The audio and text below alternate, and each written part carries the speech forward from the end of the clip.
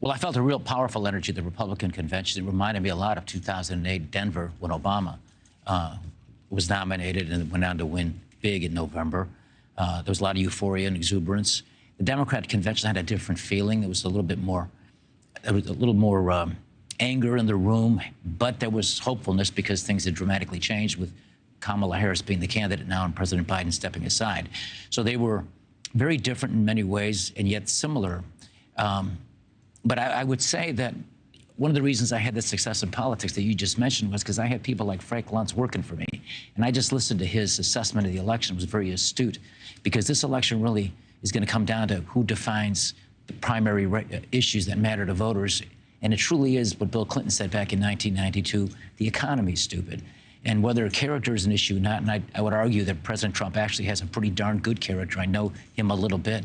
But if you want to say that that's a negative for him. Do you think this tweet and makeup with Brian Kemp, he was very angry with Brian Kemp over the 2020 election because Kemp said that Trump lost Georgia. And he went after Trump went after Brian Kemp, went after Brian Kemp's wife. I've never heard Donald Trump even think about apologizing or making a mea culpa. And he did it last night. This is significant. Well, he's a practical man, and it's a practical business, politics, and it's a smart move, and it's the right thing to do. The Republicans need to be unified.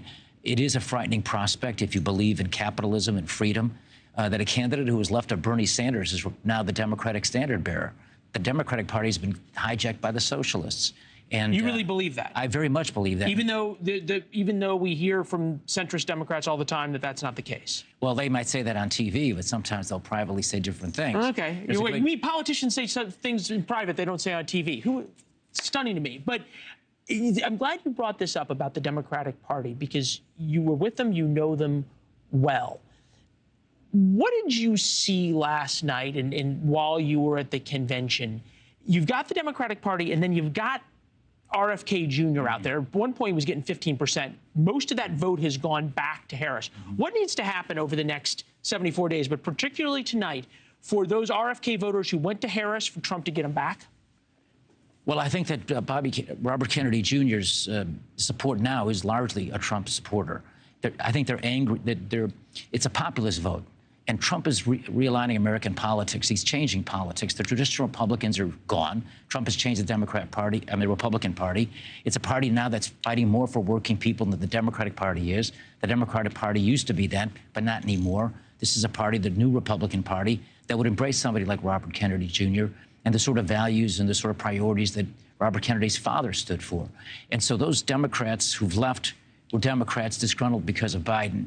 But what's left is largely a Trump vote. And I think if they stick to the issues, as Frank Luntz says, they are completely on President Trump's side. Groceries cost 20% more now than they did when Trump was president. A dozen eggs is 126% more than it was when Trump was president. Carton of orange juice, 71%. The price of gasoline is high. You still remember how to do it. Well, but in the final analysis, the voters, whether they like Trump or not, will have to decide what's in the best interest of their families. And the kitchen table issues are going to be the ones that make the difference. Right. They make the difference. Obviously, Kamala Harris wants this to be a referendum on, and we put up Trump's low-key good week. He's got a very good, he actually, interestingly enough, has had a hugely good week. Kamala Harris keeps trying to make this about Donald Trump's character and his stance on abortion. Here's her last night about the Trump indictments. He was found guilty of fraud by a jury of everyday Americans and separately found liable for committing sexual abuse. And consider what he intends to do if we give him power again. She was very careful not to talk about the indictments as it related to January 6th and in the indictments as it related to the Biden and Harris DOJ.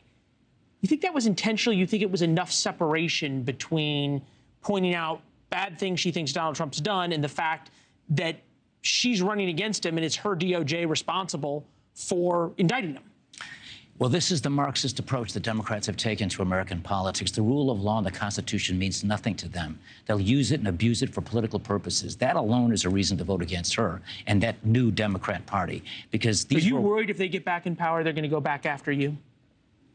Not impossible in view of what's happened to me. But weaponized prosecutions is the new politics today, and this is frightening. This is supposed to be a free country. Bobby Kennedy Jr. is running partly because he's against that sort of thing, and he's right to feel that way. And the bottom line is, those convictions she's talking about were by Democratic prosecutors before Democratic judges in venues with Democratic juries, and they were for non-crimes with jury instructions that moved lines and criminalized things that were legal. I know this better than anybody because I spent 8 years sheltering in place for political things that weren't crimes. Sheltering in place. There's a book coming out about your time in prison and then the pardon that got you out. It's good to see you, sir. Thanks, Lynn. Thanks for watching. Go to joinnn.com to find NewsNation on your television provider. And don't forget to click the red subscribe button below to get more of NewsNation's fact-driven, unbiased coverage.